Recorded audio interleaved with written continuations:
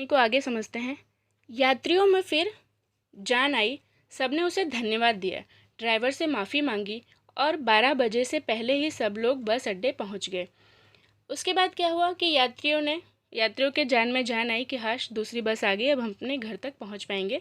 सबने कंडक्टर को धन्यवाद दिया और ड्राइवर से भी जो गलत बिहेव किया था उसके लिए माफ़ी मांगी। 12 बजे से पहले ही लोग बस अड्डे तक पहुंच गए। कैसे कहूँ कि मनुष्यता एकदम समाप्त हो गई है। कैसे कहूँ कि लोगों में दया माया रह ही नहीं गई। जीवन में जाने कितनी ऐसी घटनाएं हुई हैं जिन्हें मैं भूल नहीं सकता। फिर लेखक इसमें बताना चाहते हैं ये सब इंसिडेंट्स के बाद कि मैं कैसे कह दूं कि लोगों के अंदर मनुष्यता रही नहीं, दया जैसी चीज़ लोगों के अंदर नहीं रही। ऐसी बहुत सी घटनाएं हुई हैं जो मैं कभी भूल नहीं सकता, जिसमें लोगों की ईमानदारी दया भावना दिखती है। ठगा मैं भी गया हूँ, धोखा भी खाया है, परंतु बहुत कम स्थलों पर विश्वासघात नाम की चीज़ मिलती है। केवल उन्हीं बातों का हिसाब रखो जिनमें धोखा खाया है, तो जीवन कष्टकर हो जाएगा। परंतु ऐसी घटनाएं भी बहुत कम नहीं हैं जब लोगों ने अकारण ही सहायता की है। लेखक कहते हैं कि ठगा तो मैं भी गया हूँ, धोखा मैंने भी खाया है, परंतु बहुत सारी जगह पे लोग विश्वासघात भी करते हैं और बहुत सारी जगह पे लोग हेल्प भी करते हैं।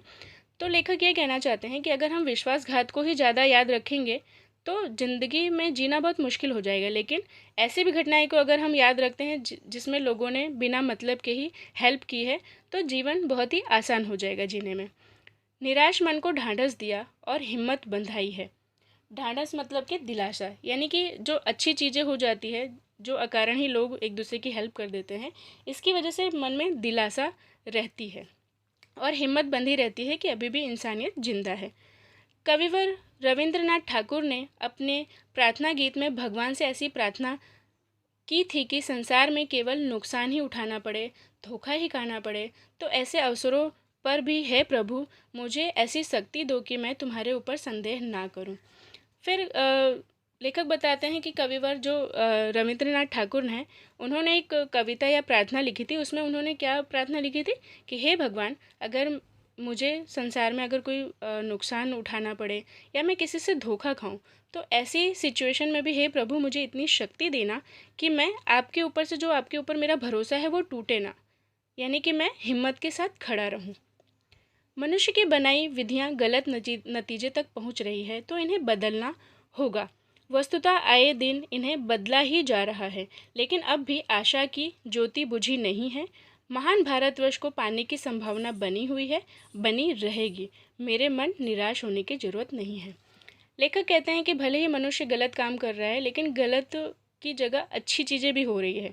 इन सब चीज़ों को बदला जा रहा है और बदला जाता रहेगा, लेकिन अभी भी जो एक उम्मीद की किरण है वो बुझी नहीं है। जो हमारा महान भारतवर्ष है उसको पाने की संभावना अभी भी बनी रहेगी। तो है मेरे मन, निराश होने की ज़रूरत नहीं है। तो मोरल इस पाठ का है कि दुनिया में बहुत ही धोखाधड़ी, लूटपाट, ये सारी चीज़ें होती जा रही है। लोग एक दूसरे को गलत ठहराना, दोषारोपण करना, ये सारी चीज़ें चल रही है, ठगी चल रहा है। लेकिन इसके साथ साथ इस दुनिया में ईमानदार लोग भी हैं जो लोगों के ऊपर दया भावना दिखाते हैं, बिना मतलब के लोगों की सहायता करते हैं। तो निराश होने की ज़रूरत नहीं है कि सिर्फ गलत चीज़ें ही इस दुनिया में हैं, इस दुनिया में अच्छी चीज़ें भी हैं। तो इस मन को निराश करने की ज़रूरत नहीं है।